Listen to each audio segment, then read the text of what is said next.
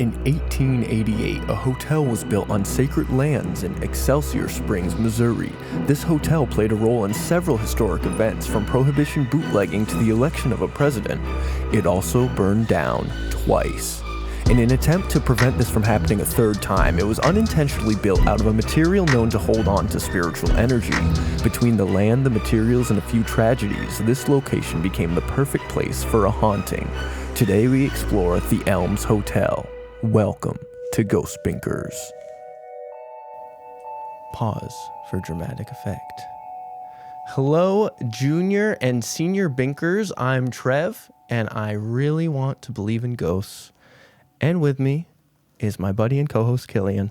I've figured out that you don't put us on screen during the part where you read the intro story. Yeah. So I just don't have to listen, and I can just lean back and not interrupt. You could legitimately do whatever you want while I read the intro. I close my eyes. I put my hands over my mouth. This is how I've been getting around it. Because I really want to interrupt if I listen. And then sometimes you say the one ghost story in the intro, so it's better if I don't listen. Yeah. And we are... And together we are the Ghost Binkers, and we explore real-life spooky stories and joke the spooky credibility out of them. A light binking, so to speak. It's been a while since we've recorded an episode. It's been at least like 2 weeks. The baton, like it jiggled a little bit in your hand. You had to reach back down and grab it. We got it, but it was a little. It was a good handoff. I fumbled the grab. It came in a little hotter than you expected, so you kind of like weren't ready to grab. Yeah. That is some real trauma that I have from doing track in high school, the relay baton pass. I was on the don't lose too much ground leg, so I didn't really worry about it too much. Have a clean handoff and keep it close. Humble brag, everyone was relying on me to win the race, so if I fucked up, it was over. Well, speaking of over, that's it for this episode. We will catch you on the next episode. No, we have some emails. More emails and some follow-up emails and all sorts of email stuff. So we'll jump into that really quick before we jump into our Elms Hotel story. We've got like a mailbag now. Yeah, well, we broke the seal. Mm-hmm. We weren't getting any emails, and now we're getting all the emails. It's great. That's very spiritual to break the seal. We broke the seal in like an ancient temple, and a demon came up. I was thinking more of like pissing. But, you were thinking piss. I like the spiritual angle better. We have to take this ghost thing seriously. We have to investigate the spirits. I have an email here that we already talked about, but it was reiterated to me. It's very important to read. Yeah, I know this email for sure. Actually, it's not this one. Okay. So this is from Leah, and it says, "Hi, Trev and Killian. I was just wondering how many pigs in a blanket you guys could eat during one podcast." Yeah. I triple dog dare you to test it out and answer this question on air. I will say straight up, Leah, I appreciate the idea. We have talked about glizzies a lot on the show. Not gonna do the eating of the hot dogs on the show. Like I'm down for any sort of challenge if it feels appropriate. It's a low number for me. Conveniently, that's the thing. It's not going to be interesting. At the time we're reading this, our latest clip on TikTok was me talking about the Joey Chestnut record and the hot dogs, and I genuinely like 2 hot dogs is pushing it for me. Like, it is so not my wheelhouse. Eating in general is something that I really detest doing it. Yeah, this is the we are the 2 worst eaters in our friend group. This is like the bi-monthly Killian lore dump. I like despise eating, and the minute I'm able to somehow excise eating from my life, I will.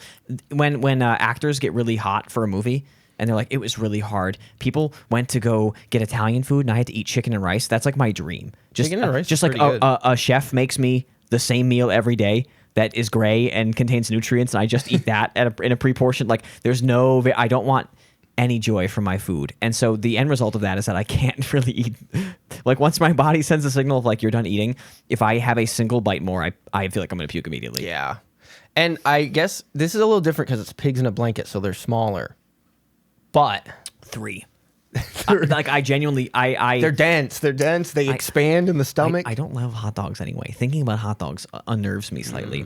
And pigs in a blanket, they would have to be, I don't like ketchup or mustard really. Yeah. So we're just talking. So you're just getting dry, crusty hot dog, raw, mini hot dog. Yeah. And so at that point, I'm praying that it's a really dinner roll sort of setup. You know how some pigs in a blanket, like a it's a little more almost? like a dinner roll or a croissant. Yeah. Yeah. If it's like a Pillsbury dinner roll with a little hot dog in it, I could like maybe do 6.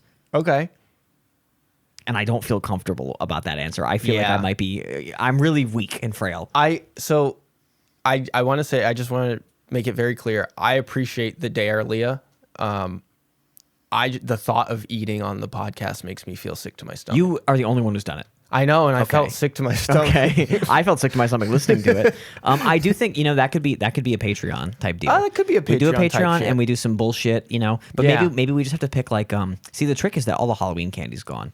I was gonna say like candy corn. ghost shaped marshmallow peeps, something like that, where it's like we just eat as much. I am concerned though because I will like in athletic endeavors, I have that thing where instead of being safe, my body will just kill itself.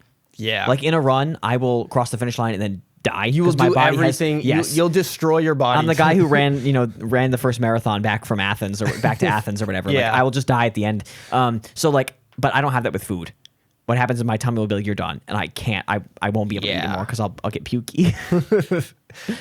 No, like I'm trying to think about eating like a hot dog right now. I already ate dinner. Like I usually eat dinner before the show. You like, also, famously failed to eat some hot dogs. Yeah. In our life fairly recently. Yeah. So it's actually the episode that just came out. Exactly. We talked about it. Yeah, it's fresh in your mind. So, Yeah. But the episode came out, but we're like 2 or 3 months. We're like a couple of weeks 3 out. or 4 weeks from that episode. So yeah, the episode 3 weeks ago with Brett, we talked about Brett's cookout where you tried to eat a lot of dogs and didn't succeed. Could not hang. So I'm open to incorporating more challenge, possibly as a Patreon type side content endeavor. So Leah, you've unlocked something for us. Yeah.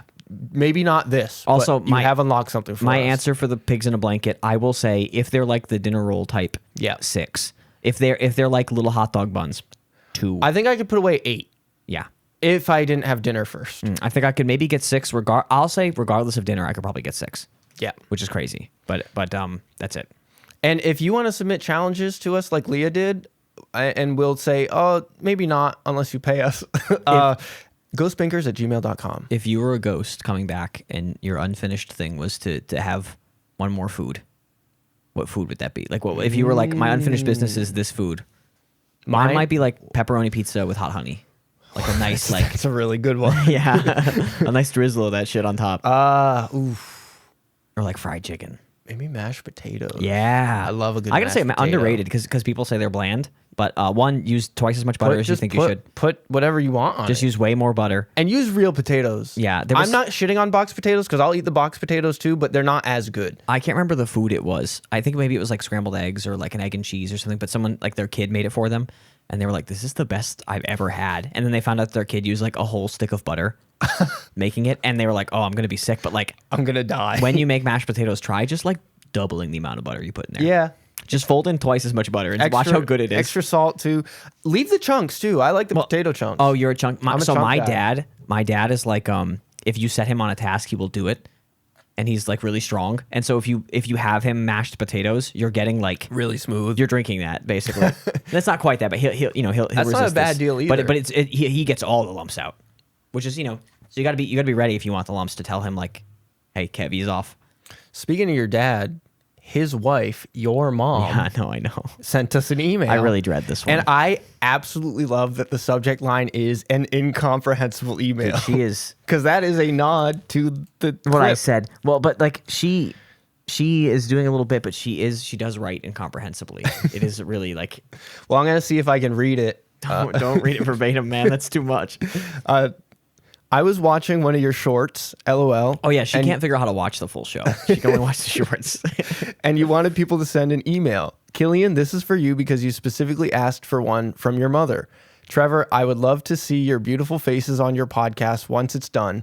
Then Killian will have to show me again how to pull it up so I can watch it. Again, by the point she wrote this email, the video podcast had been up for like a month. we were well into the video podcast. I had shown her multiple times. Because the shorts are really funny. Thanks, Lauren. Thanks.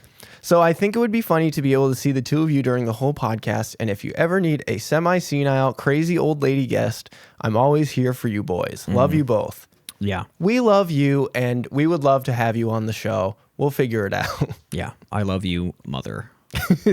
Well, it's nice to get emails even if it's from your mother. I think it's good to get family support. At least my family's pretty supportive of me in terms of, not to my face, for the record, but an email to my friends behind my back. At least your family pays attention to the podcast. That's true, and they don't get mad when I say jokes about how stupid they are or whatever. So that's good. Nice. At least they haven't yet. Maybe it'll cause a riff. It's a fun little give and take. Yeah, something like that. I welcome them to send emails that are making fun of you. They take from me my whole life, and I give a little back eventually. If you remember, we had an email from Luke. Yes, wonderful story. Who sent a great story for us. Does the email contain details about that car still? I want to know if it's still on the road. No. Okay. This email was actually sent right before that episode aired. Yeah. So it just says super. Very much looking forward to you both making fun of it, especially Killian's binking, as I haven't come up with a reasoning for it myself. Sorry for the super late follow-up. Hey, I get it. I also followed up to this late. He beat the episode coming out, so not too bad. If you haven't already recorded, we did already record. You can shout out some congrats to my partner, T, for completing their master's degree this spring. So congrats, T. Did they say what they completed in? Or just master's degree? Just master's degree. Oh, well, hey, congrats. Hey, I don't have a master's degree. I've got one of those. Congrats on a lot of debt. So far, I've gotten 0 jobs and $140,000 of bad times. But hopefully that's not the case for you, T. But it's a lot of work and a great accomplishment. It is a great accomplishment. I intentionally... Unless you got it in ghost studies, in which case, stupid degree. I intentionally avoided getting a master's degree because I knew how much work it would be. Yeah, I got one because I was like, I don't think I can write music very well. I need to get a degree. And then I found out that I could have not gotten a degree. I guess I wrote music good the whole time. The real secret was that I paid $140,000 to learn that I could already do something. The real secret was you just had to believe in yourself. And also give money to people. So, if anyone has any contracts coming up for music they need filled, let me know, And our last email, it is actually a little bit on the longer side. So I might save this one for next episode because we already have a pretty long story to go over. A heater, yeah. We already have a heater. So this is from Emily, and so Emily, we'll get to your story. You are in the queue. Is this a full ghost story? Or is this it is general sort of... there's some like ghost hunting type shit. Good. Well, I'll get nice and aggressive for it next time. The subject is please go easy. Damn it. I'm shy. I'll be baby next time then. That's good because I'm kind of hot to trot this episode. So next week maybe I'll be more chill. That's fine. And that'll give me something to plan around. Yeah. So this is going to be about the Elms Hotel in Killian. That is a nice picture of the sign on top of the Elms Hotel. Yeah. We're going to start with the history of it. And our history comes to us from Legends of America by Kathy Alexander. Okay. Not Wikipedia. Yeah. But also not like spookyspecters.net. Yeah, I suppose. So the Elms Hotel of Excelsior Springs, Missouri. Yeah, I should say really quickly, hate the name. Elms. Hate it. Yeah, it makes Elmwood, I'm ready. I'm just... Elms it makes me feel like I'm like tongue-tied when I say it because it's like Elms Hotel. Like, am I forgetting a word? I was saying it feels like you forgot the second half of the Elmhurst or whatever, you know? Yeah, or just like Elm Shadow, like just something. Elm Shadow. Elm Shadow Hotel. Lord. So it wouldn't fit. It would go off the edge of the building if it said shadow. I gestured to something no one can see, but but maybe they just use a shadow of the sign as the last, like a sundial. Wow, that's Elm's Shadow. That's like those things where it's like it'll be like a bee and then like ice cream and you have to a like rebus clue. Like a whatever they call them. And then the guy, it's like a picture of like James Bond and like a burger, and it's like Thanos, and it's like me when I find the guy who Bond burgered my sister or whatever. It's like one person could be like, I know what they're talking about, and everyone else can be like, huh? I'm not familiar, but that does sound like something I would enjoy. I'll show you after the episode, so we talk about it next episode because we think it's funny still. And then, So in the summer of 1880, Native Americans and hunters told a man named Travis Naylor that the area's natural springs had a strong healing power. Naylor had a very sickly daughter, and she was ailing from our favorite illness, tuberculosis. Yeah, I can't believe I got it. Wow, awesome, hell yeah. So they scammed this guy. They were like $50. We'll let her in the magic hot springs. Well, he decided to give it a try. Oh, okay. And after a few weeks of bathing in the spring and drinking its water, the young girl was cured. So maybe she just didn't have consumption. Yeah, it's possible. Or maybe it wasn't like magical healing. It was just like something in the spring like had some sort of like properties that were good for consumption. Mercy Brown's brother went to fucking Colorado and got healed watching the Rockies. I think it was Colorado Springs. Yeah, watching the Rockies. Something about play some- springs is keeping the consumption Minor away. league baseball teams are probably near these, and that's what people are getting excited for. Another man named Frederick Kiegler. Not Kegels, but Keebler? Kiegler. The elf? Kegler. Kigler. He's like, the cure is in my grasshopper fudge cookies. Those are good. Wahoo! So Frederick Kiegler, not Keebler, Yeah. tried the springs for a leg affliction and had the same results. Yeah. A successful healing. He went in there and squeezed his ass. I muscles really or feel whatever. like it's just like the salt contents of the water or something. Yeah, I mean, some people's bodies respond well to heat too, you know? Heat and salt. Yeah, also liars. Heat, salt, fat, acid, salt. Yep, you got heat. it. Oh, you're done. You were Acid. good. Yeah, you were good. Anyway, yeah, so they cooked him up like a ham. So in no time at all, the legend of the springs spread and people were arriving from great distances to test the results for themselves. Yeah. And within a year, 200 houses were built and the town of Excelsior Springs was founded. So I don't know how they built 200 houses in kind a of like year. annoying, isn't it? You like everyone comes to the hot spring and then some asshole's just building his house nearby. So he's like, I'm gonna use it every day. And you're like, oh, let's suck it all I feel up. like the Native Americans told Yeah. him that in good faith. Yeah, and yeah. then he's like, yeah, I'm gonna tell all my friends about this. Yeah, it's like you're like diluting the hot spring water with your body, you know? and Stay it out of probably it. stopped working. There were Exactly. Too many people shitting. and That's how I feel about it, you know? Yeah. Whatever chemical was like seeping up through the dirt that made people feel better is now gone. Yeah, it's all used up. It's like Vicks Vapor Rub coming up through the fucking tubes, the earth tubes. Just Dayquil. Just Dayquil's coming up from Natural the ground. ibuprofen. The first Elms Hotel in Excelsior Springs, Missouri, was built in 1888. And fun fact, it had a large heated swimming pool, a 4-lane bowling alley, a target range, and a billiards room. That's a lot of. I mean, those are hotel amenities, but That the is- heated swimming pool feels like they were like, let's give them a little taste of the spring. Yeah. Oh, From the comfort honestly, of our own, probably. of our own establishment. That there is our first little hotel there. Yeah. It looks fine. It looks like it has a swimming pool and a bowling alley. It and looks great. all sorts of stuff. Am I supposed to be complimentary? It looks nice. Looks like a great hotel. I'd say Don't there you now. love the I'd stay hotel, there, Killian? I'd stay there now. I don't. I guess. I mean, it looks nice. Whatever. 10 years later, on May 8th, 1898, Burned to the ground. the hotel was destroyed by fire. Yeah, that's tough. No one was hurt, but the building was completely lost. Yeah, buildings could just burn down back then. Oh, yeah, and there wasn't really a way to stop it either. Like, we didn't have pressurized fire hoses or anything. I don't think. Not then. I mean, they had fire departments kind of buckets. back then. You know, men with buckets. Yeah, I don't know. I'm sure there was other ways of doing it, but But also a building that big, like, how are you going to stop that? Anyway, reconstruction didn't begin until 1908. Not sure why. They didn't explain why, but Okay. In July 1909, the new Elms had its second grand opening, and its popularity grew, and that is Wow. the new Elms. not hard to be more popular than a fucking burned down hotel. That's a great point. A year later, in October, the hotel burned down again. Oh, really? yeah, that's brutal. not a bit. It burned down so A quickly. year later. That sucks. Were there people in either of these fires? It was again a complete loss, but no one was hurt. Wow. I mean, that's Both great. times, no one was hurt. I mean, that's good. I at don't know least. how. Also, I don't know how it keeps catching on fire. I do realize we are in Missouri? Yeah. I am concerned that it was like, no people were burned. And you're like, Except for the blacks. yeah, black people count as people, right? And they're like, it's Missouri. It's Missouri. No, they do not. You're like, uh-oh.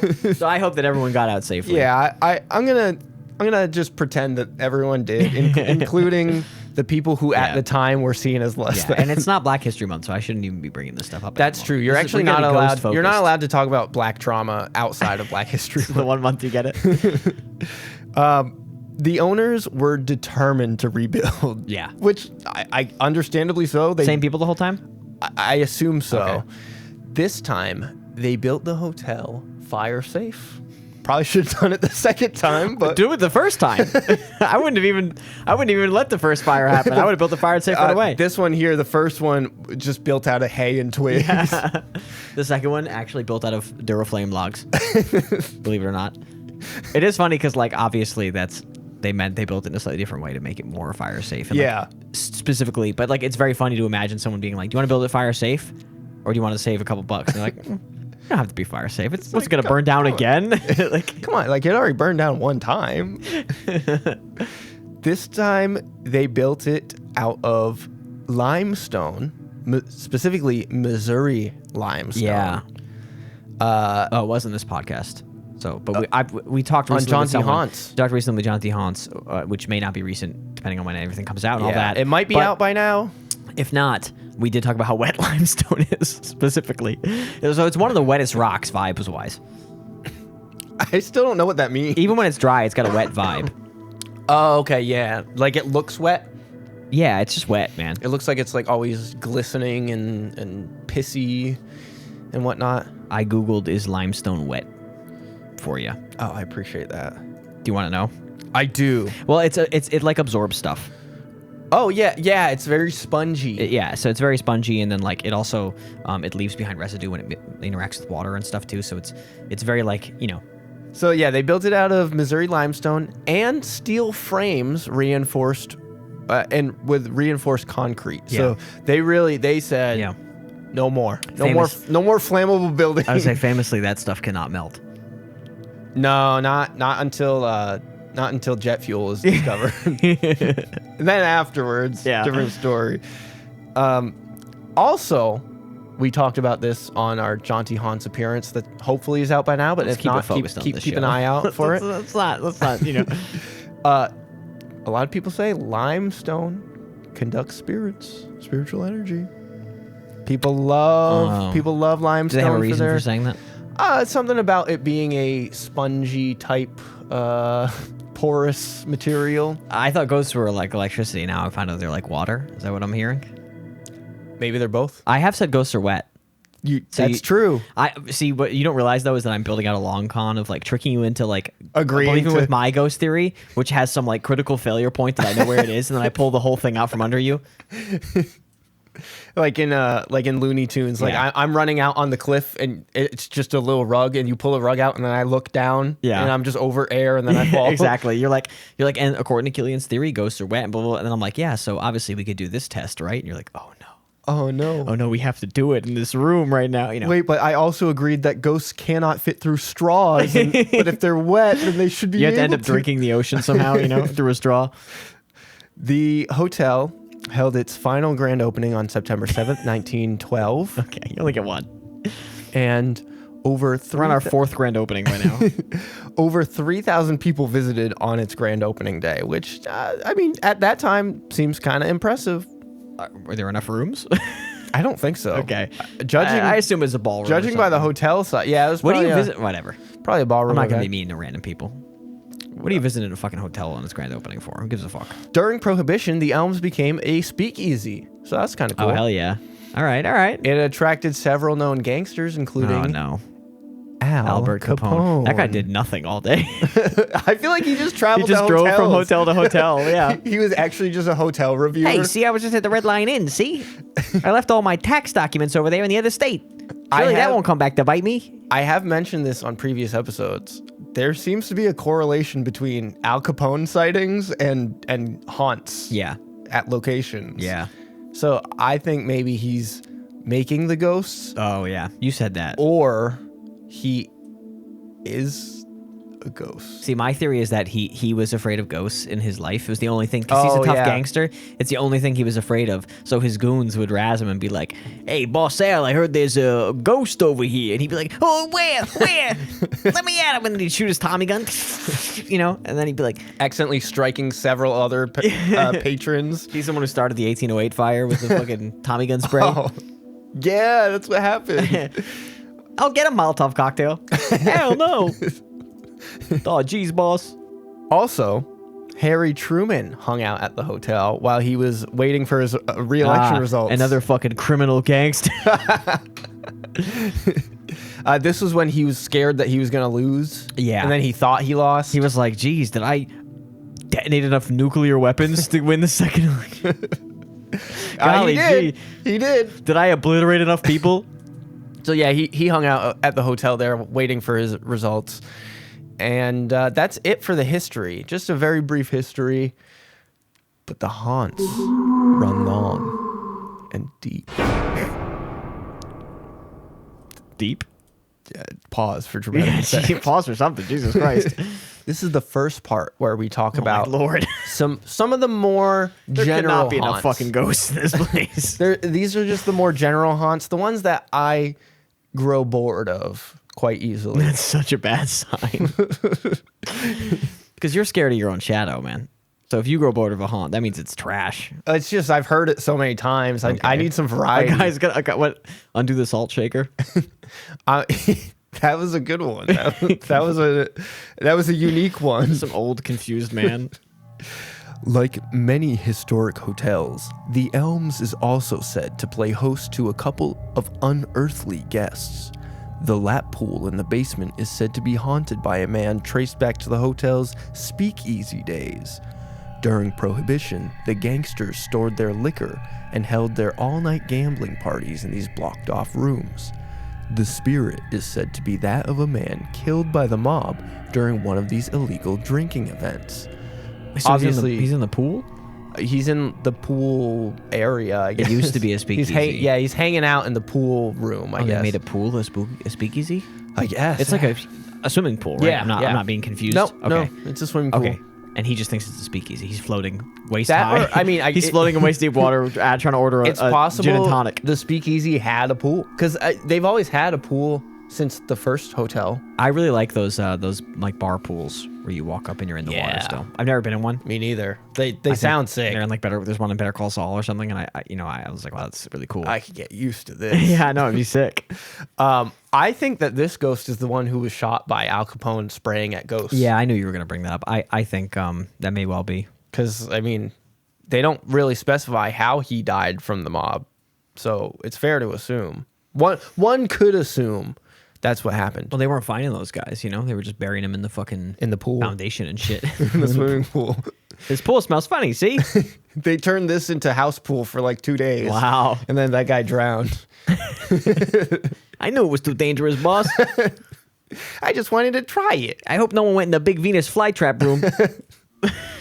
Reportedly, the hotel staff and guests alike have often seen a maid wearing a 1920s style uniform on the third floor.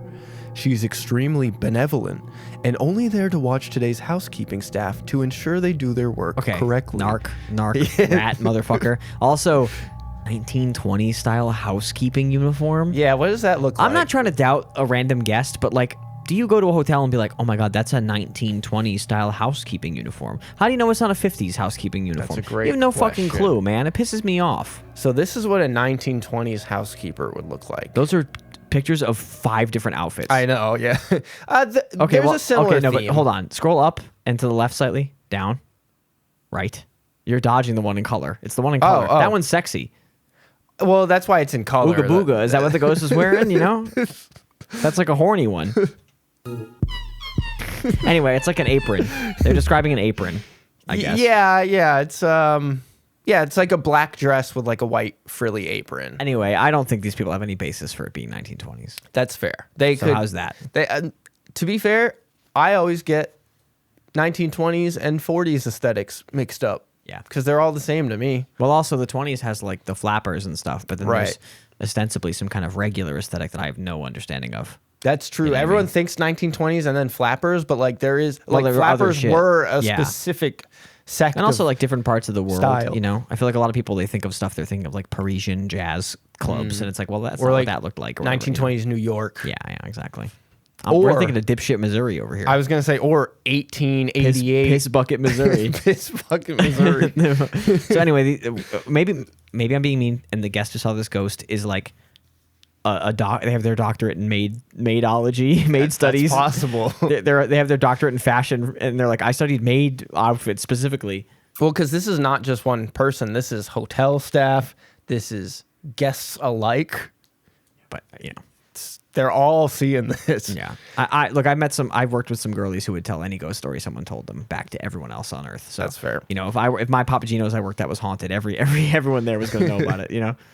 This was a snitch ass manager ghost. Yeah. I hate that also.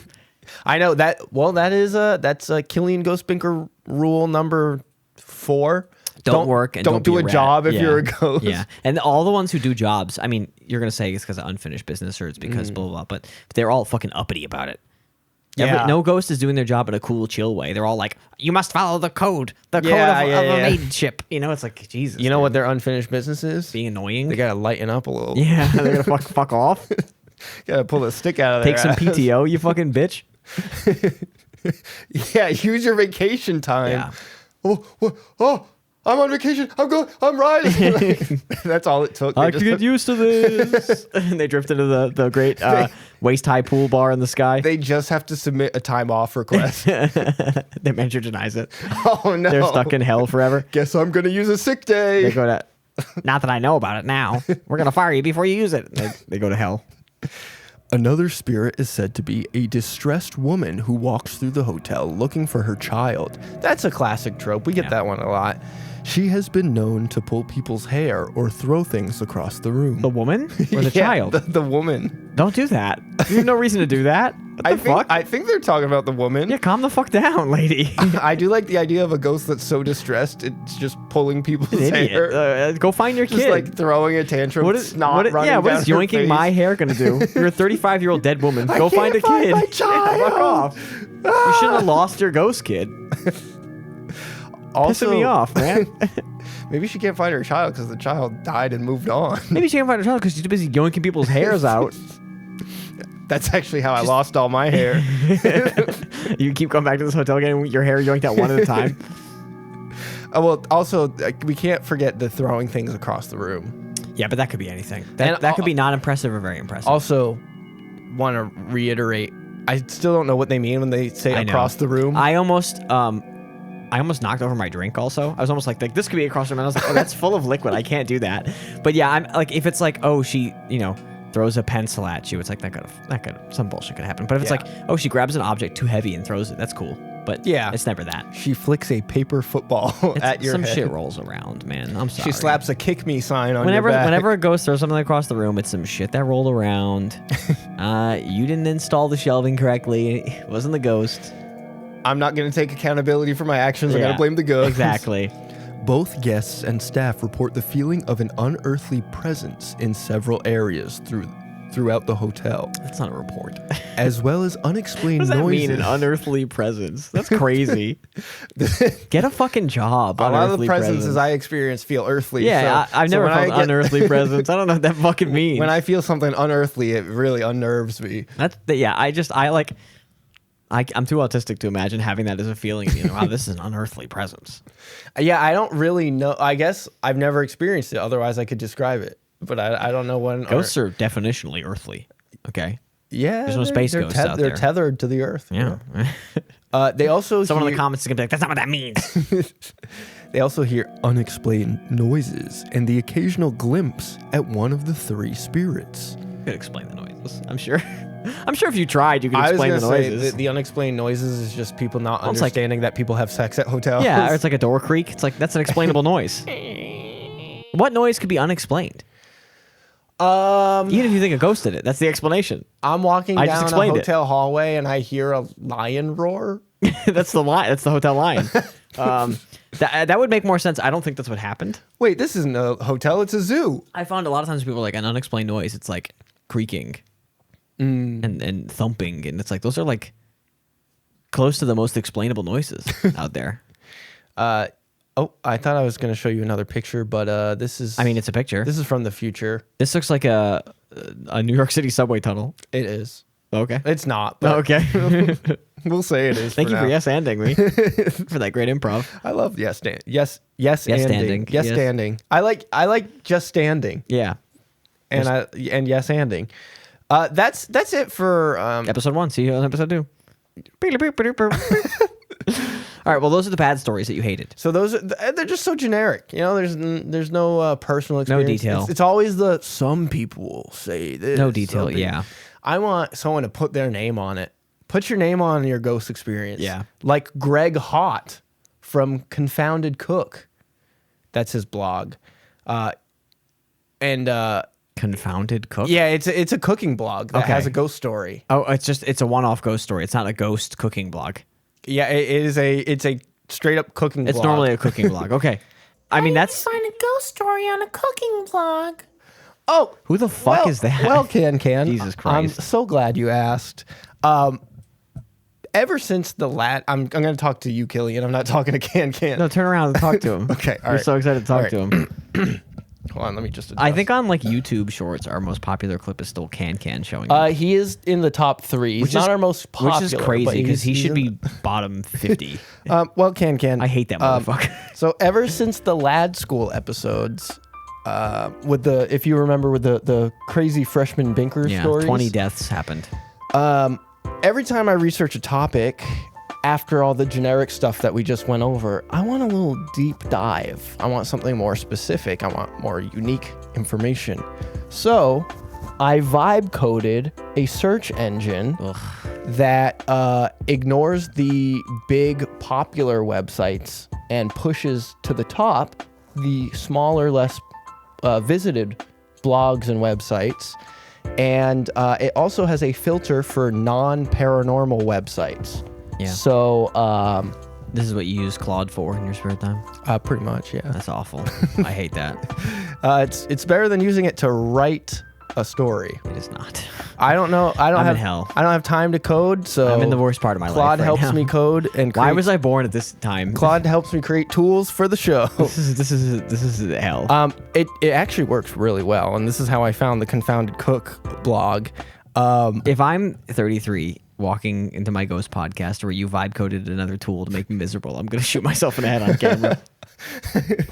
What if I vibe coded? I'm in hell. What if I vibe coded something to get more people on the Patreon? What if you vibe coded a thing that could program the most direct path to my brainstem so I don't actually blow my jaw off?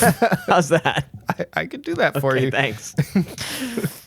So that's how we got here, and with these smaller personal blogs, I'm gonna try to play a little nicer. This story better be good. You destroyed like 25 gallons of drinkable water for this story, so it better be fucking good. I'm gonna play nice with the blogs because it feels a little too manifest destiny for me to march into like this tiny little blog and just start blowing shit up. So also I'm just happy I found a story that's like a actual personal story Yeah. and in the first person perspective to boot. You're happy about that? I kind of like a good first person story. I like when people are like, I was in there and I was shitting my pants. So Cooking blog. cooking blog from Greg Hott. Did you check out any of the cooking techniques and stuff? Any of the other cooking episodes? No. Okay. But I'm more interested in the cooking he does talk about some of the food. in the hotel. And I'll get to it. Okay. This was not my first rodeo or paranormal investigation at the Elms. Huh? Oh, that's a fucking. I almost said a load. That's a a bomb to load. drop. But So he's a ghost freak. it would yeah. Okay. Well, I'm less impressed by the chef thing now. But it would certainly be memorable. And then he goes on, he talks about some of the delicious food that he had with his boys before the ghost hunt. It's just, can we ever get a person who isn't already looking for ghosts I to find know, everyone's I looking for know. ghosts. It's That's like, why I Of tried- course you found a ghost. That's why I tried to vibe code the blog searcher. When everything's a hammer, you know. Yeah, everything looks like a When nail. you got a hammer, everything's a nail. It's, I don't know. When you have a 3D printer, everything looks like a solution you Yeah. can fix with a 3D printer. When you're reading an incredibly long, incomprehensible book, you compare everything in your life to that book. That's how it goes. Gravity's rainbow. Everyone does it, yeah. But yeah, so he unfortunately does already have some acquaintance with the paranormal, but he doesn't. Goes on ghost investigation. He doesn't seem to to this live specific it. location. He doesn't seem to live the paranormal. Okay, but he's interested in this He is location interested because in of its this ghost location. connection specifically. And he does mention later on, we'll get to it, but he says he used to work at this place. Okay. So This is the most incestuous story of all he's time. got a little connection to it. But yeah, so he just We're describes, gonna find out he was paid $78 to write this ghost article. he describes some of the delicious food he ate with his boys. And Well, he fucking made it. you can probably. well you can see it's one of his friends actually made Yeah, it. so, like, of course, But you it's can delicious. tell he does care about his food because the way he described he's a chef, it. Yeah, but still, it's like but nothing spooky in there. I don't go to the Papa Gino's he used to work at and be like, wow, the hot honey pepperoni pizza is so good. Like, come on. Also, one last preface: we're jumping into a long-established story or long-established blog. So he will list some names in like an expectation that you already know who these people are. Okay. It's like jumping into season 3 of a show. It's like reading Gravity's Rainbow. Just, like just ignore the names and keep going. Yeah. It doesn't matter. Earlier in the evening, by my request, Keith took Who's Keith? Had to do it, sorry.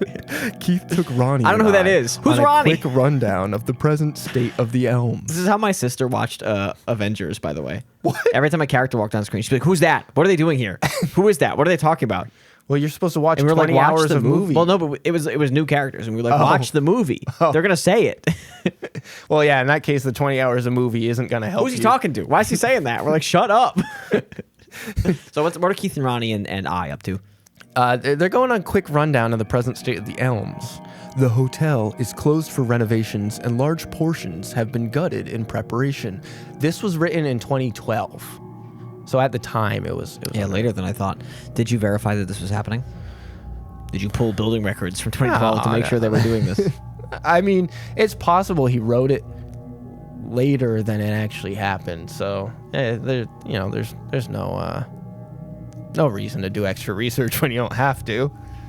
Trev, allergic to looking up anything. No, it's fine. We ran into the foreman for the renovation when we arrived and apprised him of our paranormal endeavors. He appeared to smirk in response, and as I prepared for a dismissive rolling of the eyes, he instead provided our first surprise of the evening. He told us, "Please tell whatever's in there that we're not bad guys and we're doing good things for the hotel.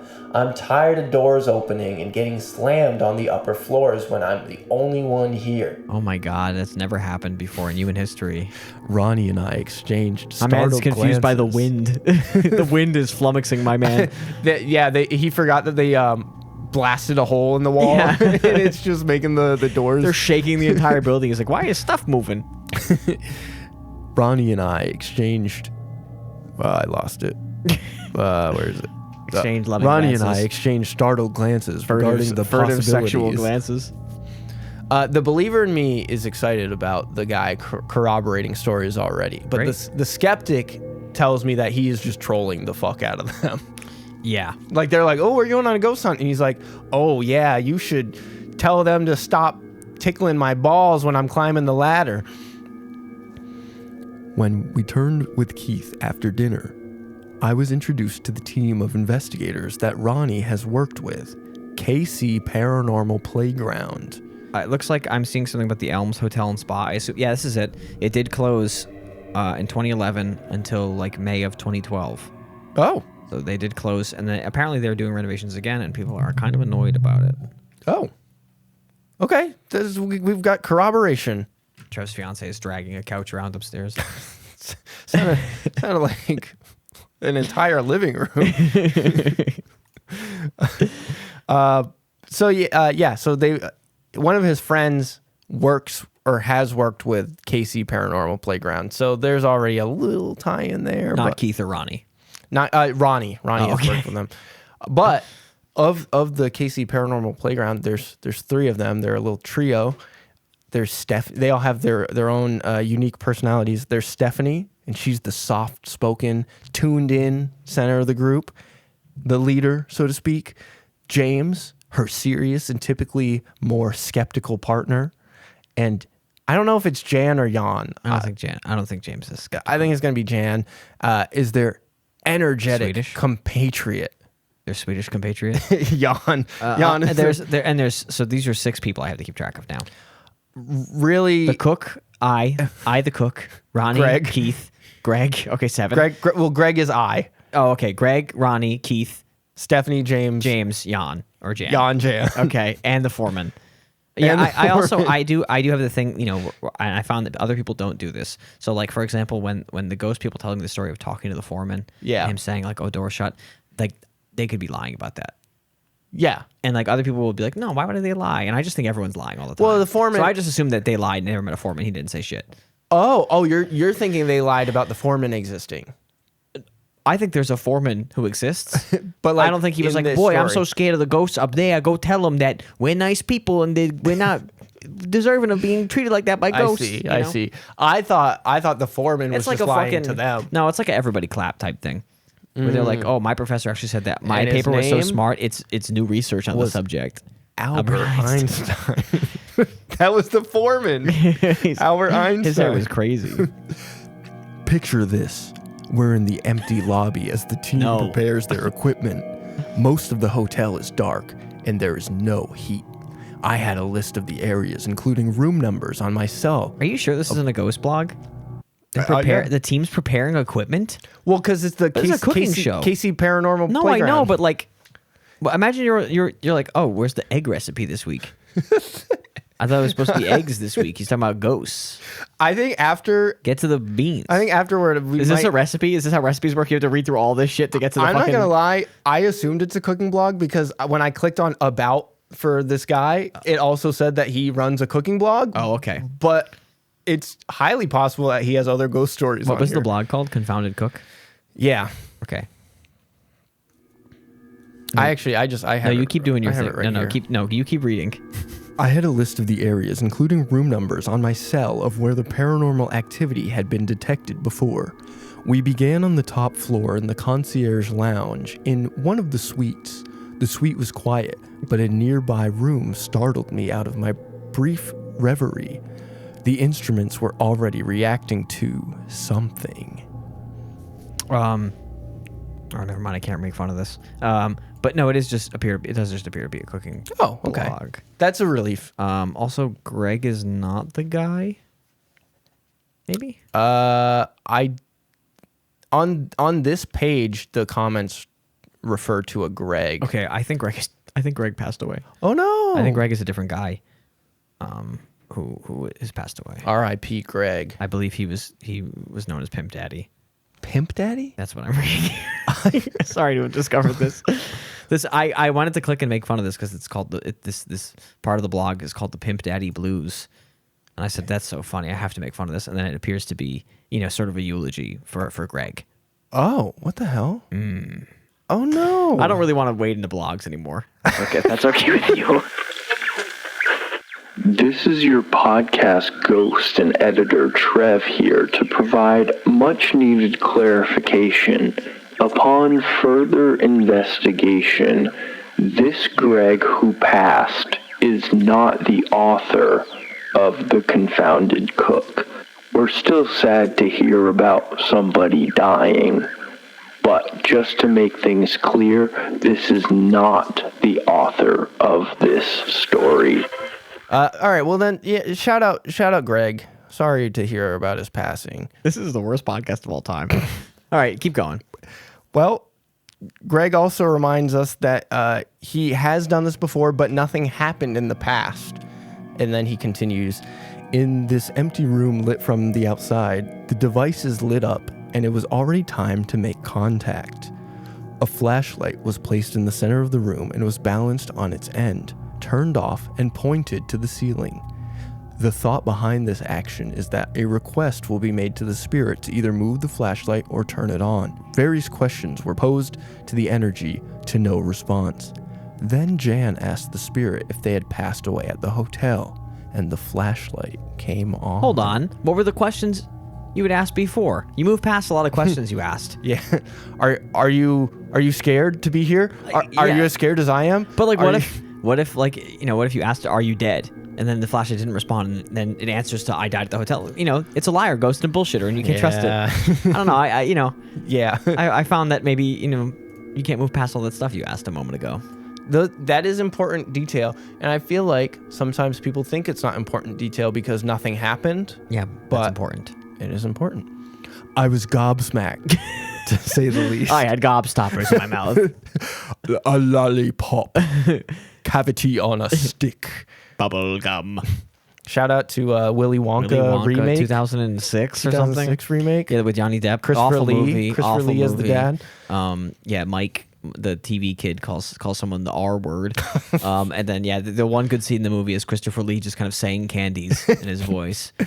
Chewing gum. I was gobsmacked, to say the least, but skeptically so, and immediately thought it must be a trick. I don't know if you were skeptically gobsmacked, brother. Come on. I immediately thought it must be a trick flashlight.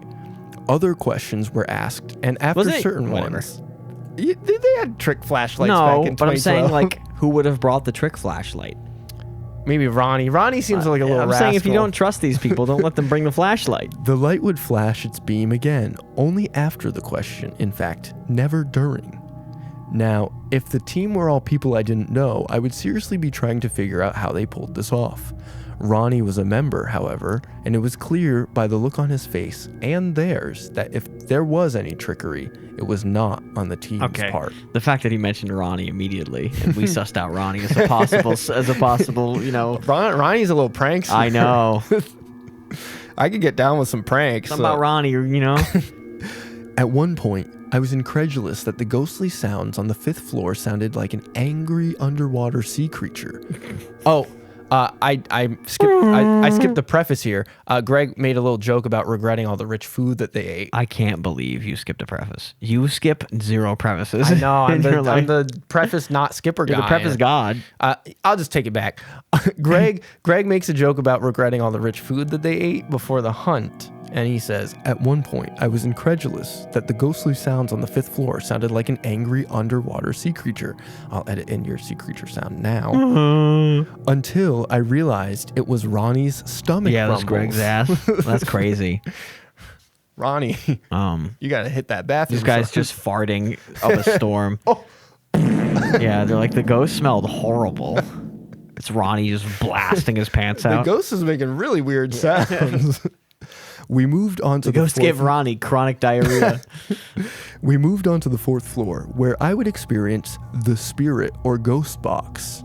Some people call it a spirit box. Some people call it a ghost box. Lordy. Some people call it their worst nightmare. For anyone new to paranormal, it's basically a radio, and it rapidly cycles through radio frequencies. Not that rapidly. And also, it just plays chunks of radio stations, and people go, "Did you hear it? It said, come on down, Toyota-thon." Like, it's the stupidest fucking thing of all time. Some of them you can actually vary how long. I know you can. How quickly. And they never do it quickly enough where it matters. And also, it scans like one thing at a time. Yeah. So, if the radio station's on 103.3, you get a little bit of the station starting on like 102.9, and it like. And so you get like actually like 5 or 6 snippets of that station where you can come on down a Toyota-thon. And they go, wow, we just asked about cars. When you tune it, when it hits jamming 94.5, you get a, yeah, baby. Yeah. I will say that like the spirit box could fully be like, hello, I am a ghost from beyond the grave. And it still wouldn't impress me. That thing is such a piece of fucking junk. We should do a radio show where we just say ghostly things. So when the spirit box tunes into our radio show. Yeah, broadcast them on like AM signals near like Kansas City or wherever, wherever the ghost hotspots are. Honestly, we wouldn't even have to do much extra work. We could just broadcast this podcast. Yeah, that's a good point. Onto come jacking off. And they're like, wow, the ghosts are weird today. It's a really horny ghost. We realize how little we talk about ghosts on the Ghost podcast. But the idea is that the ghosts can manipulate the frequencies. Yeah, the idea is that ghosts can control the radio, but not regular. They have to control like a choppy, weird radio to use the choppy pieces of radio to talk. Well, it creates like a staticky noise. Well, so the idea, the way they phrase it is that it basically provides a bed of white noise that the ghost can talk over. Over or through, but it happens to always communicate in radio bites, in pieces of radio programming, like Bumblebee. Yeah, it doesn't. It's not a new voice going like, "Hey, it's me." Now that there's static, I can talk. It's like clearly a snippet of radio. Yeah, and I it's one of those where like of all the ghost technologies, this is one of the ones besides the one that just has scary words in it. And like when it gets cold, it says nightmare, mirror. But but this one is just like, it's just playing the radio. I don't really understand the idea behind it at all. It's so disappointing in execution. It's also kind of hotly contested in the paranormal community. It's less hotly contested than other things, but I spiked the fucking lens for that one. There's some paranormal people that also are like, stay away from that one. No shit, brother. Stay away from all of it. Get a job. They have a job. This is the Catch hobby. a ghost with your bare hands. That's my feeling on the matter. We sat in the middle of the darkened hallway and asked questions of the box. When someone asked if the spirit Oh, box. Oh, great box.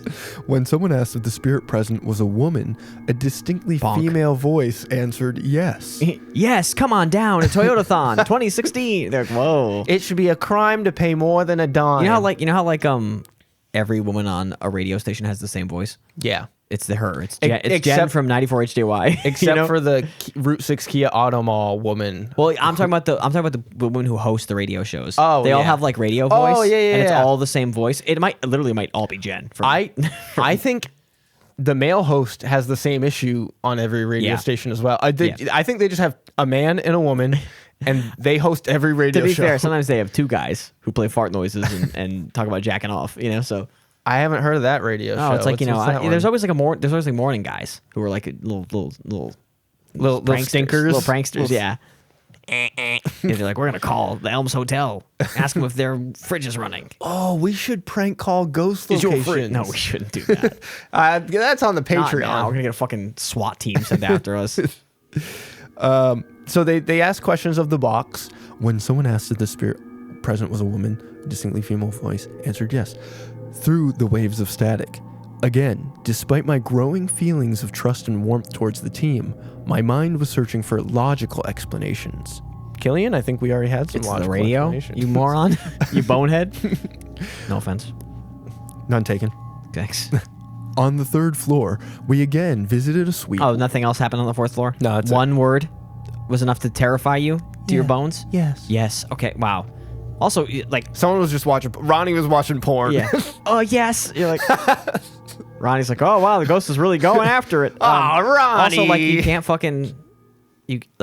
even just regular radio static could kind of sound like the word yes. That's such Yeah. a basic word. Well, we did EVP pretty Yeah. Jeopardy EVP. Well, don't get me started on that because that should prove how fucking. One was just repeated like guitar riffs or car horns. I think it was like Pizza. I think it was like Cars for Kids, like like that kind of like car honking sound that they kept playing going to break. Yeah, so they got one word out of the fourth floor. That's Yep. incredible. But They know that there is a woman up there. yeah, but On the third floor, we again visited a suite which remained quiet, and then upon entering a nearby room, found the instruments lighting up. Another run with the flashlight yielded startlingly similar results, The instruments made the light up, lit up. That's crazy. even more intensely so. Soon, James, Ronnie, and I all experienced the sounds of heavy footfalls near us, and they had seemed so real to me that I found myself looking for friends that I was convinced had to be there and were trying to punk me. Yeah. None were there. No, Ronnie learned ventriloquism. He threw his voice. there's that one Asian guy on TikTok who like his friends all gather around him and they have like an item that makes a noise. Yeah. And then he imitates the noise perfectly. Oh, okay. I haven't seen this. Maybe it's that guy. I've seen an Asian girl who she yells with her mouth closed oh, and she sings songs. that's kind of cool. She goes like, she just yells. oh wow, Call me maybe with her mouth closed. So maybe it's her. that would be cool. Yeah. Well, this guy like his friend would like Yeah. do that, and then he with his mouth would go like, "Dong," and it would like sound perfect. Sort of a Michael Winslow type guy. Yeah, yeah. And I think maybe Ronnie's You think learned Ronnie's that a Michael, skill. I bet Ronnie is a Michael Winslow type guy. I kind of want to just blame Ronnie for every single. yeah. This location's not clean of Ronnie, so At this point, I was in a somewhat unsettling mix of exhilaration and tension. We were experiencing an almost non-stop stream of otherworldly responses, and my attempts at reason were getting outweighed. okay. I want to be clear. When he says we were Let me be clear. experiencing, Michelle, let me be clear. We were experiencing the non-stop stream of otherworldly responses. Yep. Is a flashlight turning on and off Yes. that they have rigged to turn on and off at the slightest touch. Supposedly, probably yes. Okay, cool. That's terrifying. Sounds incalculably scary. Kind of spooky. Yeah, no, I know. I found myself looking for windows in order to look out at the back lawn. To leap out of. He was like looking for somebody pranking him. I'd be in the hotel, man. I just want to take a moment Thank you for taking this moment. to say that if I didn't have my Killian with me and I was just getting blasted by a nonstop stream of ghost responses, A flashlight turning on and off. maybe I'd start to believe too. This is tough. This is tough because I mean this like as gently as I possibly can. Yeah. That's like really embarrassing. I find that like embarrassing. No, that's just your lack of whimsy talking. I just think it's so lame to go into a room and put a flashlight on its side and put the switch between on and off so that it touches. This flashlight is I standing know, straight but up. they put the switch between on and off so that it responds Probably, to touch. yeah. And it just does it randomly. And then you yell as many questions as you can. And then when you're like, "Are you a sexy lady?" And it goes, and you're like, "Oh my God." And it's like, I don't know, man. Also, you're in a hotel. I know there's renovations going on, but there must be guests in the hotel still. I don't think so. I think it was it's closed. not completely closed, I right? think it was closed. I thought you read that it was closed. I thought he said part of it was closed. Maybe. Like I thought part of the hotel was closed down for renovations. They are, if that's the case, they are disrupting a lot of people's sleep. Well, and also like it wouldn't be surprising to hear like, for example, footfalls. Yeah. So anyway, yeah, I think it's embarrassing That's fair. to be scared. I think it's okay. But I do appreciate. What's a ghost going to do to you? It might possess you. It can't. It might. They've never done that It before. might stab you. They've literally never done any of this shit before. It might rip your head off. Like none of this shit has ever happened. Might cut you up A with a ghost has never katana. killed. A ghost has never killed a single person. It's never possessed anyone. Some say. Why doesn't the that- ghost possess me and then go get a raise from my boss? Go negotiate on behalf of a raise for me. that would do something useful. That'd be such a service. Who cares? But one thing I do appreciate that Greg did is he briefly talked about some failed attempts on the first floor, just to really illustrate. You know, it's not all bells and whistles here. Yeah. Sometimes You better hope these are like really convincing somehow. I deleted them because there was nothing. He just said like, "Oh, we did this thing and nothing happened." And you didn't want to share it. Wow. He described the creepy atmosphere of the former cafe, the amphitheater, and the old bootlegger tunnel. And he just mentioned that the instruments were going crazy, and that's all that happened. The instruments were going crazy, Yeah, they were just flashing a lot. but that's a failure. Well, because then they tried to talk to the spirits and nothing happened. So why were the instruments going crazy if the spirits weren't being responsive? maybe they're shy or something. I don't Okay. know. Maybe the instruments are bunk. Maybe the instruments are garbage. Maybe, perhaps. yeah, maybe the instruments. Maybe the flashing are- light machine isn't the best ghost Maybe technology. they got the cameras can't see this. But maybe they got the cheap Amazon $5 EMF reader. That's possible. Instead of the $200 fancy EMF reader. To be fair, they do the same thing scientifically. That's a good They point. just beep. Mine doesn't beep. Well, they're supposed to beep. For Are a few they, minutes are it they beeps. supposed to beep? Yeah, I don't know. Uh-oh. That glows, whatever. Uh-oh. A light is a beep for the eyes. That's true. That's a really good way to describe it. A flashing light. Yeah. Yeah, exactly. Yeah.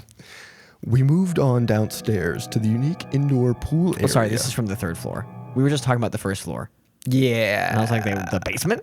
I think maybe Okay. maybe the pool's in the I don't basement. know. I have no clue. I Where the can't- fuck are we? I can't really understand the layout of the hotel. Also, I was supposed to be Pull up the sharing, I blueprint was supposed to be strip. sharing some of these pictures with you. Oh, these are the pictures? These are the pictures from the ghost hunt.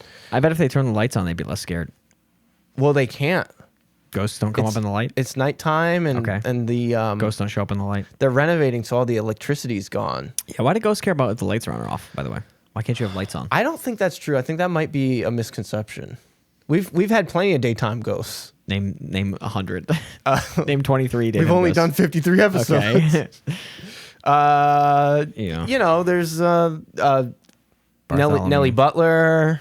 She's she's the exception that proves the rule. I would be willing to admit Nellie Butler was the one real ghost before I admit any of this other bullshit. My goat. I love Nellie.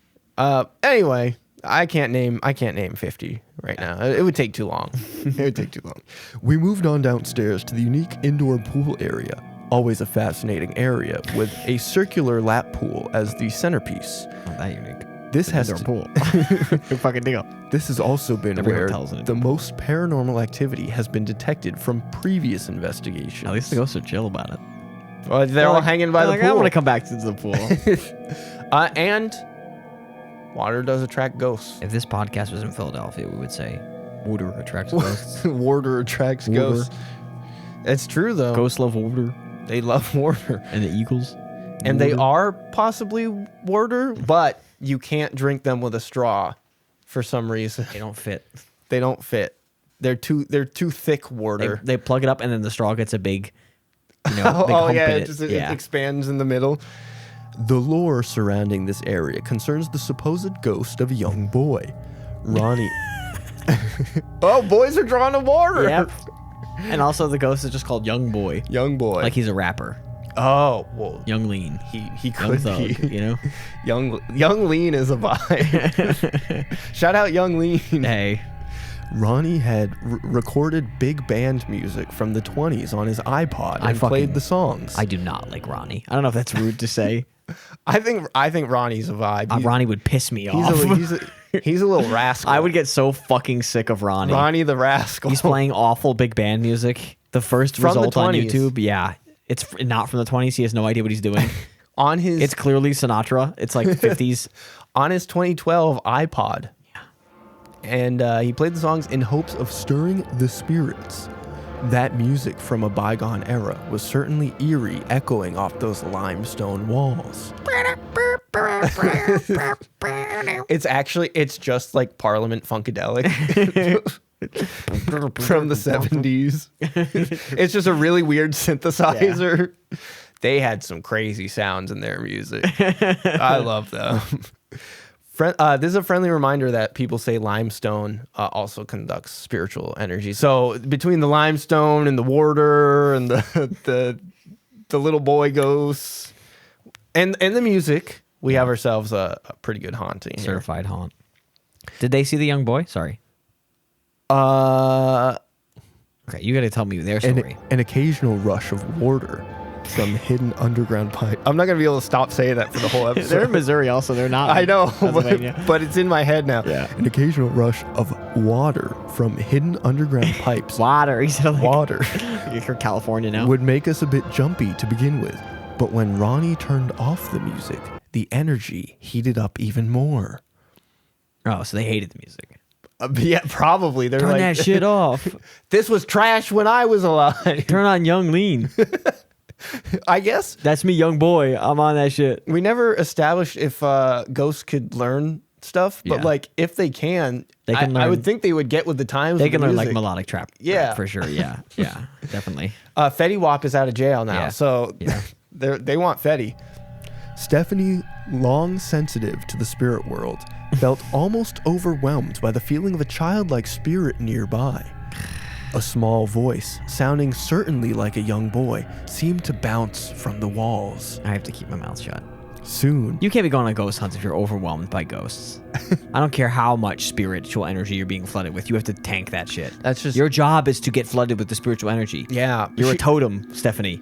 She's training to become more powerful, so she has to overload herself with spiritual energy. Look, my guy, learn to control my it. guy Yusuke Urameshi would push through this. He would fire a second spirit gun. Do it. Well, that she felt almost overwhelmed, so she's really trying to harness this energy here. Exactly. soon, it started to sound like a party was going on above us, with adult conversation. I like the idea that is just like swingers trying to like. Yeah, hook this up. just sounds like a hotel party. There's just pipes and people doing stuff. It's possible. I think the hotel was just open for this. They thought it was closed. I don't think it was closed. I think parts of it were closed for renovations, right? I think so. What date is this blog from? I'm gonna look it up on this blog while you're telling the actual story. January 31st, 2012. Okay. Keep going. Okay. Once again, it sounded and felt so real that I was convinced that my friends had found their way in and were playing a practical joke on us. No one was there. And then It is closed, he said. He says it's closed to renovations. Yeah. So I assume that means there's no guests. But, Okay, But yeah. you know, so theoretically, there no shouldn't be any guests except for the foreman. Maybe the foreman's clomping around in there. there. Honestly, it could be. Greg, he then explains that they returned to the lobby and he no longer felt scared, but instead excited. So he's getting some thrill out of this. That's kind of fun. They explored the grand ballroom, which was uneventful, and then they moved to the library lounge, which is the last part of the story, but the longest. This bar area had also seen a lot of ghostly activity. All of it the work of prank-playing poltergeists. That's a tongue twister. Prank-playing poltergeists. Doors would be locked by managers who would return minutes later to find all of the glassware lined on the bar. Which, when I first read that, I thought that was like they knocked it all down, but it sounds like they just stacked them in order. Like, that's not, that doesn't seem like much of a prank. No, it's a prank. The ghost story attached to the lounge involves an Elvis impersonator who supposedly died at the hotel, and the ghost is often seen as and referred to as the man in white. I like the idea of an Elvis, not Elvis himself, but an Elvis impersonator is famous in this spot. Yeah, that's confounding. We're going to move on. Research yielded the real story. The impersonator's agent supposedly got too drunk and fell to his demise off a balcony. As expected, the devices lit up and we settled into a circle in the center of the floor. Ronnie played the vintage music and the flashlight was brought out again and soon was lighting up in response to questions. I guess I was just assuming all the ghosts would be from the 20s and stuff. Yeah. But this is like an Elvis impersonator ghost, so this is from like the 70s. Well, the hotel's been around for a long time. It could collect as many ghosts as it wants. I guess. This seems kind of like not really keeping in spirit of the thing. In spirit! That was quick on the draw. Yikes. Got him. Are you a man? Yes. That was the flashlight. They're asking flashlight questions right now. Are you a musician? Yes. Do you like the music we're playing? Yes. They like the 1920s music. Yeah. Which why would Elvis like the 1920s? I was gonna say, which is a little weird that an Elvis impersonator would like the 1920s. Does the confounding cook think Elvis is from the 20s? It's possible. To be fair, I didn't really know when Elvis is from. I thought the 60s, but it's fine. But just keep going. Just keep going. Are there any other spirits here in the room with you? Yes. How many? 1, 2? Nothing again until the count reached 12. The light came on again. The spirit box was brought back out. Questions were asked again. A male voice answered. They asked the same questions. Are you a man? Yes. It's a spirit box, so it's like, yes. Yes. Are you a musician? Yes. Music right now, all day. Are there still 12 spirits in the room? 8. And then, more insistently, 8. 8. You're our 8th caller. 888. Just call 7888. Strangely, as this was happening, I was almost relaxed with all of the activity. I had grown almost accustomed to it, but was far from bored. In the meantime, one of the team members asked That makes one of us, but one of the team members asked the spirit if they knew anyone in the room. After a teasing attempt at Stephanie's what does that name, mean? others were asked. Jan? James? Ronnie? Greg? Yes. Yes, indeed. I've been employed for the hotel for a few years and helped co-host All monthly right, wine tastings in this okay. very I room. don't really think so. Then the voice returned. Greg. This ghost is from like 2006. How long had Greg been working there? Well, it's possible that he was there while this ghost was there. Yeah, but like the ghost had to be from the past few years when he worked there, right? Well, maybe, but also like it could have just been a ghost already. I thought this was an Elvis impersonator ghost. Oh, you're saying he got to know Greg as a ghost? Like the ghost maybe is familiar Yeah. seeing Greg. As a ghost, though. Like the ghost was already a ghost when it met Greg Yeah, for the first yeah. time. Yeah. That's like a new feature of ghosts we didn't know about. Or just it recognizes him. They never spoke before, but it's like, you know, when you see someone Greg, acquaintances. you Greg. you see someone you went to college with, but you never talked to them, but you're like, oh, I remember seeing them on I campus. wasn't a ghost at the time, so it's a little different, I think. The voice returned. Greg. I looked up from my camcorder. Did he just say my name? Judging by the shocked looks on my compatriots' faces, I hadn't imagined it. Greg. That time was clear as a bell. I thought as I nearly came out of my skin, what do I do? talk to him, my friends replied. Yes? Help! He was asking for help. The team members heard it clearly and, in fact, like me, felt incredibly moved by the plea. What could I do to help? I remembered that the foreman asked of us early in the evening and just started babbling. Don't worry about the renovations. It will be a new beginning for the hotel and help it survive another 100 years. We agreed that the message was This guy was an Elvis impersonator's manager who fell from a balcony. What the fuck does he care about the hotel? He was like, no, help, get booze. Thirsty. Help, spine broken, still crippled on floor. Need cocaine. Need prostitutes. Help. Yeah, it's kind of funny when you lay it out that he is an Elvis impersonator's manager From like 1998. from 1998 who got too drunk and fell off a balcony. Yeah, I guess into the pool area. And maybe he really liked the hotel. And now he likes Greg a lot. Now he likes Greg a lot. Who may or may not be the guy writing the log. We have no idea. I think it is. I'm pretty sure it is. We agreed the message was received. No more was said. The voice was done, and so were we. Packing up, we reviewed the evening, all of us giddy from the astounding experience, despite the late hour. I was what you might call an open-minded skeptic before, and now I am, well, much more open-minded, let's say. Also, I always had a great affection for the Elms, but now feel a much deeper connection with the hotel. People tend to fear the unknown, but for me, the more I experienced, the warmer I felt toward the Elms. You all fear the unknown. Truth be told, Don't you fucking dare. I'm still reeling from this night a week later. I think that last paragraph was kind of sweet. He just loves the Elms Hotel so much. And that's it for Greg's story. But I do have some comments. That was I hated that story. I hated Greg's story. Oh, Greg was had so much fun. It was a lot of information about shit that just I don't care about. I don't know. Does that story scare you? No. I have to ask you perpetually. Like, if I wasn't here and you came across that story, would you be like, wow, that's harrowing? No, that one does not. Because it just seemed like them kind of babbling a lot of nonsense to a ghost. I really couldn't tell who they thought the ghost was. I don't think they narrowed down on who the ghost was at all. No, they didn't. And so it doesn't seem like you were talking to the right people at any point.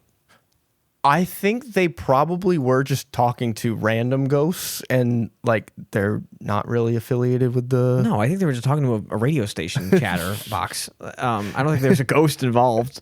Don't loop me in with you all of a sudden. I think they're fools talking to a computer. But I feel like if you're going in there, you got to go in there with a little more of a plan, maybe. I don't think there's fucking 200 ghosts in this place, man. Oh, I don't... Like, I how many ghosts can be in one building?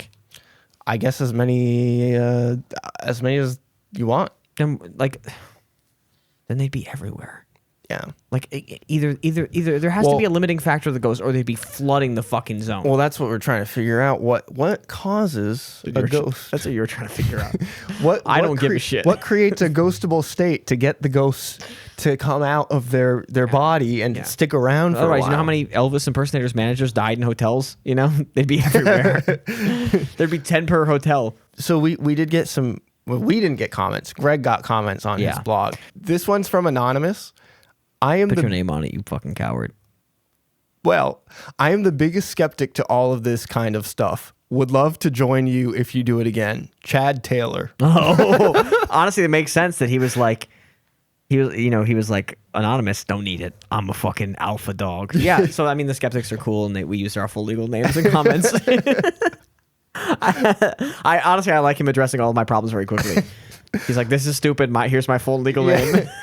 I had the pleasure. This is another anonymous. This is not Chad. Not Chad.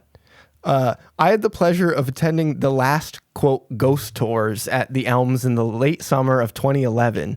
I enjoyed the stories and encounters that the maintenance man that led the tour had experienced. Is that the contractor? No. This sounds like there's someone on staff who pretends to be a maintenance man to lead the ghost tours. In his several years and of he's the maitre employment d' there at night in the restaurant, you know? Yeah.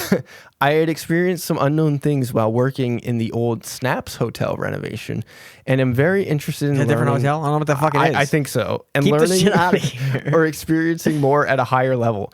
If they're talking like they're talking to a college professor they want to hang out with.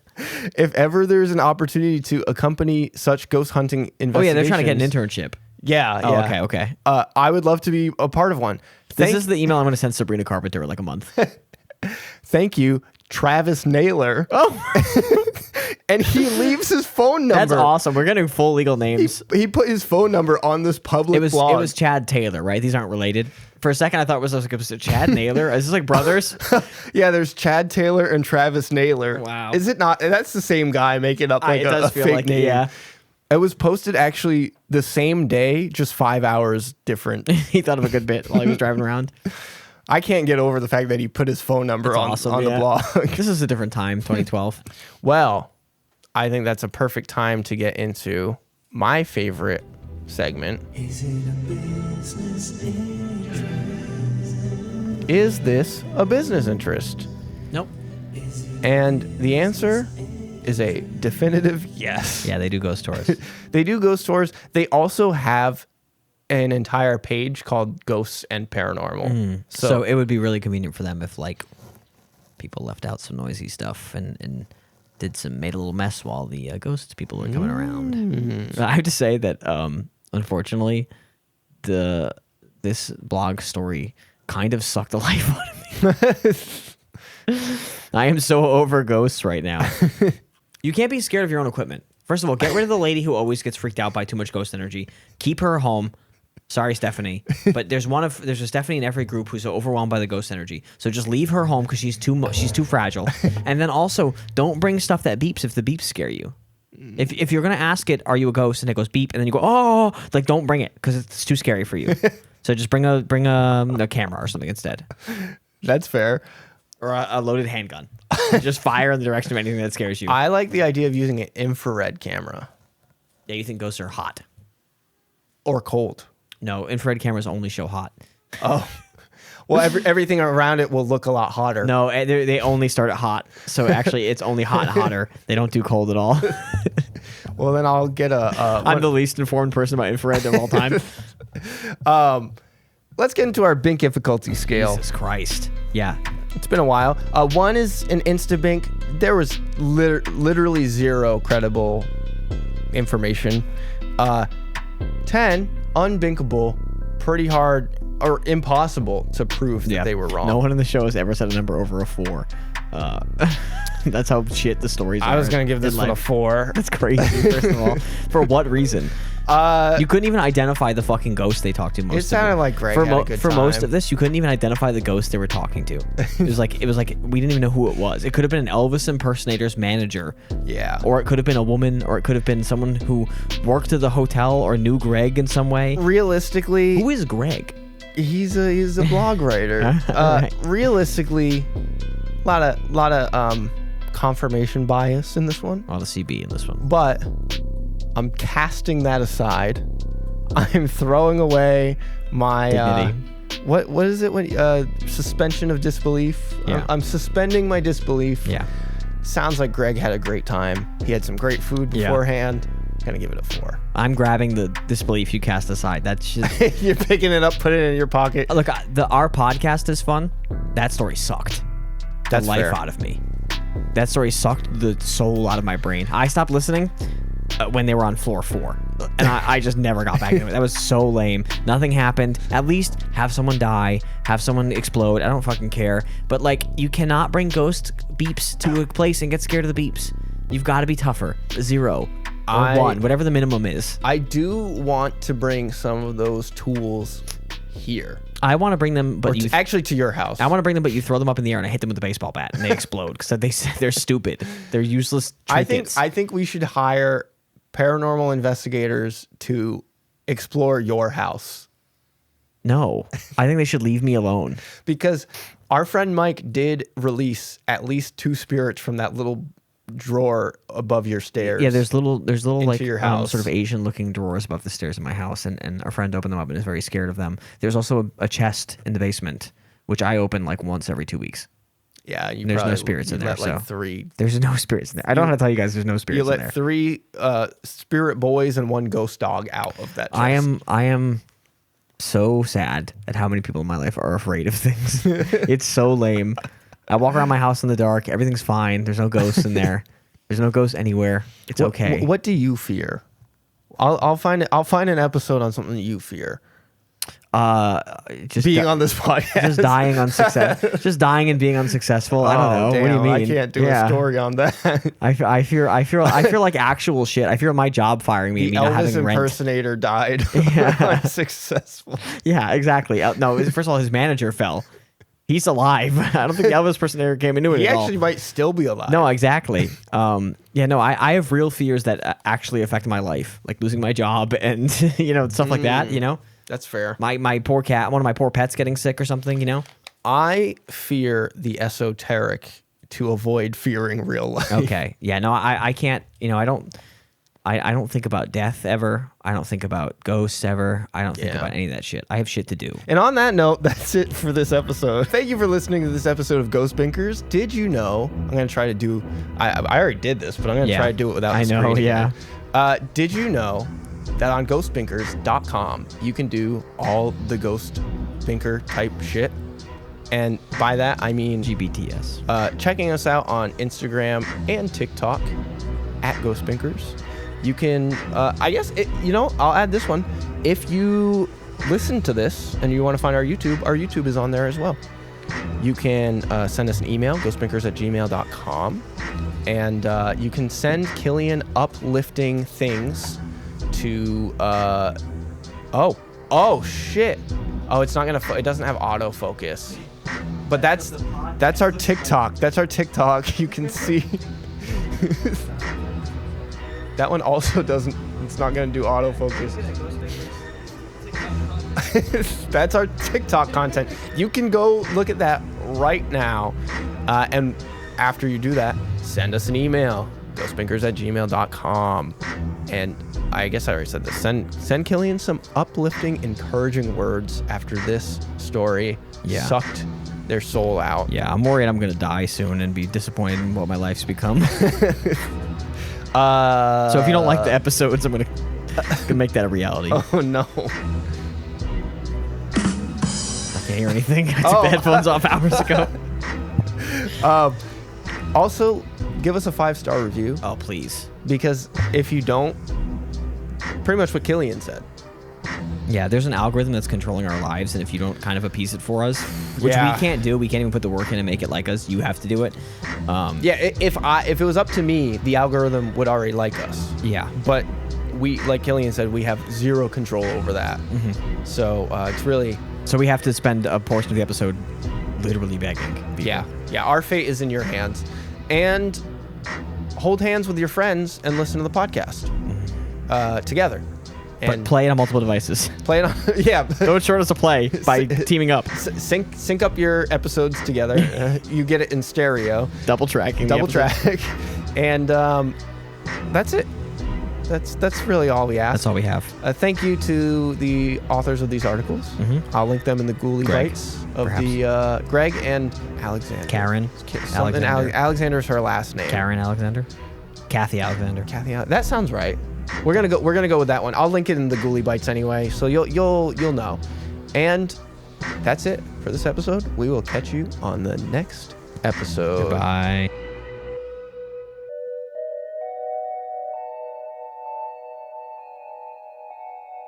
We have a lot of problems with the siding. Houses are fucking trash. There's no joke, at least 10,000 Asian lady beetles underneath our shingles. And those, I don't want to be in this room anymore. They're going to start pouring into the walls. Those suck. They look like ladybugs. They just bite you and stink if you kill them. And also, they make me question my entire reality because I don't know if I've ever seen a real ladybug in real life. Because they're all Asian lady beetles. Look like, yeah. I know what an Asian lady beetle looks like, and it looks like what I thought a ladybug looks like. Right. So now I'm concerned. Yeah.